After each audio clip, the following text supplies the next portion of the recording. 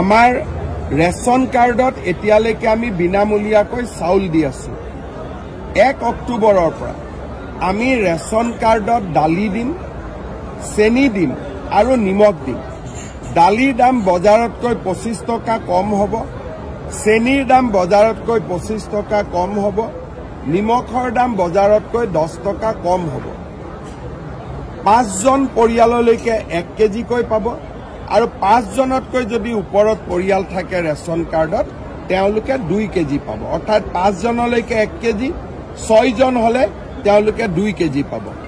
এই ব্যৱস্থাটো আমি 1 অক্টোবৰৰ পৰা আৰম্ভ কৰিম, যাতে দুখীয়া মানুহে ঘৰো পাব পাৰে, অৰুণোদয় পাব পাৰে। আমাৰ ৰেচনত চাউলে অকল নহয়, দালি নিমখো পাব পাৰে।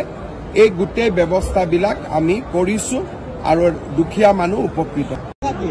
আমাৰ ৰেচন কাৰ্ডত এতিয়ালৈকে আমি বিনামূলীয়াকৈ চাউল দি আছো। 1 অক্টোবৰৰ পৰা আমি ৰেচন কাৰ্ডত দালি দিম, চেনি দিম আৰু নিমখ দিম। দালিৰ দাম বজাৰতকৈ 25 টকা কম হ'ব, চেনিৰ দাম বজাৰতকৈ 25 টকা কম হ'ব, নিমখৰ দাম বজাৰতকৈ 10 টকা কম হ'ব। 5জন পৰিয়াললৈকে 1 কেজিকৈ পাব আৰু 5জনতকৈ যদি ওপৰত পৰিয়াল থাকে ৰেচন কাৰ্ডত তেওঁলোকে 2 কেজি পাব। অৰ্থাৎ 5জনলৈকে 1 কেজি, 6জন হলে তেওঁলোকে 2 কেজি পাব। এই ব্যৱস্থাটো আমি 1 অক্টোবৰৰ পৰা আৰম্ভ কৰিম, যাতে দুখীয়া মানুহে ঘৰো পাব পাৰে, অৰুণোদয় পাব পাৰে।